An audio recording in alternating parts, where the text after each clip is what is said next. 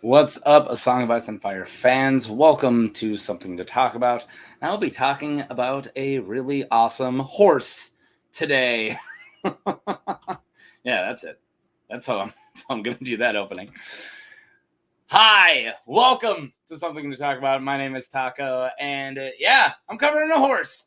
Covering a Lannister horse. I'm covering Tyrek Lannister, the missing Lannister, the wet nurse, a horse. We'll get into it. If you don't know that joke, you'll learn it eventually. I'll cover it. But yeah, what am I talking about? Some fire bits. I'm covering a Lannister today, and a Tyrell later on. So I covered a Lannister before. This is my second Lannister. I covered Daemon Lannister, and I covered a Tyrell before. I covered Garland Tyrell, and those two are pretty awesome vids. So I was like, why I covered another Lannister, another Tyrell, and I'll do it in the same week. So I got Tyreek today, and I got Leo the Lazy Tyrell coming up. So yeah, let's get into it. If you've never been here before, I do these in one big long take. I kind of just like the ranty improv feel, kind of like I'm talking to you and talking at you. And that's it. I got these cards that I read off of just so I kind of don't lose track. And sorry, I'm not a strong reader, and that's like 90% of the vids. All right, let's get into Tyrek Lannister. Tyrek is a member of House Lannister, and he is the son of Tygett Lannister and Lady Darlissa Marbrand. Tyrek is said to be around Sansa's age. He is handsome with long golden curls. So yeah, this Tyrek, Tyrek. Let's call him Tyrek, even if I haven't yet. So yeah, he's just kind of a normal Lannister, right? He's got the blonde hair, he's got the handsome looks, he's hanging out, right? So why is he interesting? We'll get to it. Oh, but first, I have to cover the house, and I like to make these the second slide we cover always be a slide of the house that we're covering, because I like to give a little bit of history around these really lesser known houses, like Lannister. House Lannister of Castle Rock is one of the great houses of the Seven Kingdoms and is the principal house of the Westerlands, their seat of Castle Rock. And their seat of Castle Rock, though another branch exists in nearby Lannisport. That's the branch this guy's a part of, I'm pretty sure. Their sigil is a golden lion on a field of crimson. Their official motto is "Hear Me Roar." However, their unofficial motto, equally well known, is "A Lannister always pays his debts," or their debts, if you don't want to genderize it. The Wardens of the West is a Lannister by tradition, and their gold mines have made the Lannisters the wealthiest of the great houses.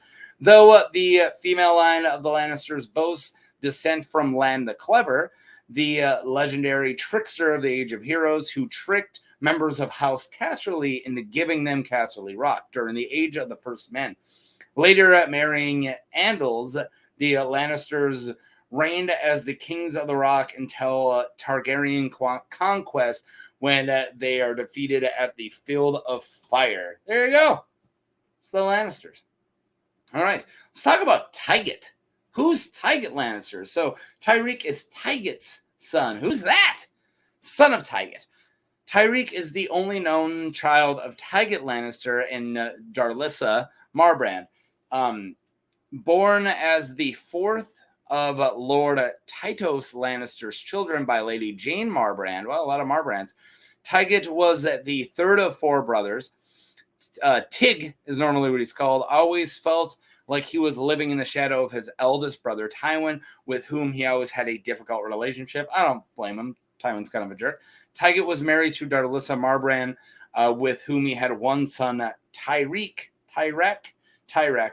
I already don't know which one I was going to commit to. Tygett eventually died of the pox. Ooh, that's unfortunate. Tyrek is a squire for Robb Baratheon alongside Lancel Lannister, his cousin. So, you get a bunch of Lannister squires to be your squire when you're Robert Baratheon for some reason. And this is one of them. So, yeah, we don't really know too much about him besides Tygett Lannister was his dad, and he dies. So he's the only son of Tygett, and he's just kind of hanging out in King's Landing with his cousins, right? So, until something happens. The wet nurse. Poor Tyrek. Tyrek is married to Lady Irmisand Hayford, the ruling lady of House Hayford, so that House Lannister can claim their lands because Irmisand is still a baby. The other squires called Tyrek wet nurse. Yeah, so when he's like a teenager, he gets married off to a baby.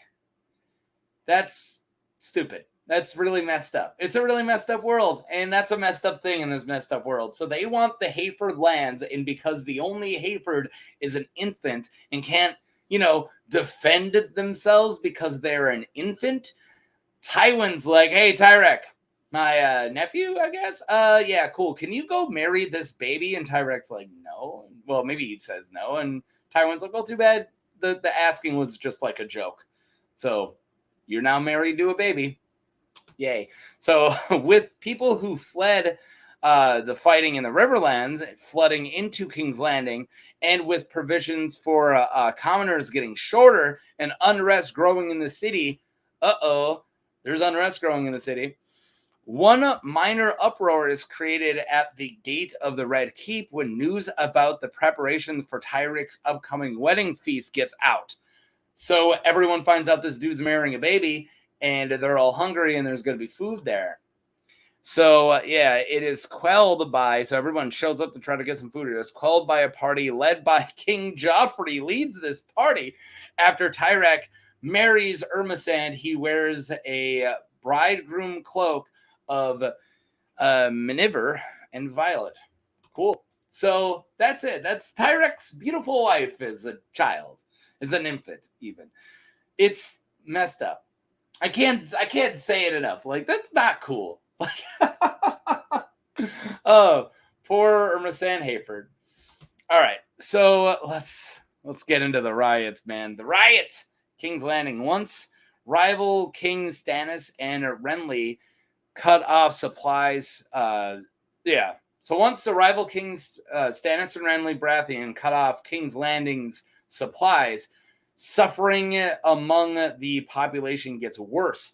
Driven by hunger, a mob attacks a royal party that had gone to the harbor to bid safe journey to Princess Marcellus Baratheon as she departed for Dorne. So what did I just say? You guys know about the bread riots. It was in the show. You guys know it's really famous. A lot of stuff happened. Poor lovely Stokeworth, right? So Marcella Baratheon's getting sent to Dorne. They walk with Marcella down to the docks, and they have to walk back. And as they're walking back, a lot of really messed up stuff happens, including a dead child, and it's messed up. And then a riot breaks out, right? So that's what I'm talking about. So in this riot, a number of men are killed. Tyrek goes missing and is presumed dead. He is last seen a horse.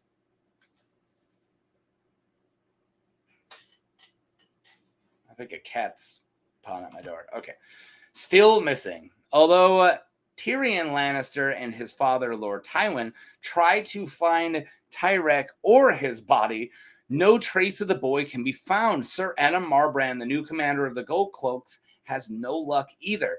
Sir Jaime Lannister suspects that Lord Varys may have had a hand in Tyrek's disappearance, reasoning that Tyrek, as the late King Robert Squire, would have knowledge about the king, including circumstances surrounding the death.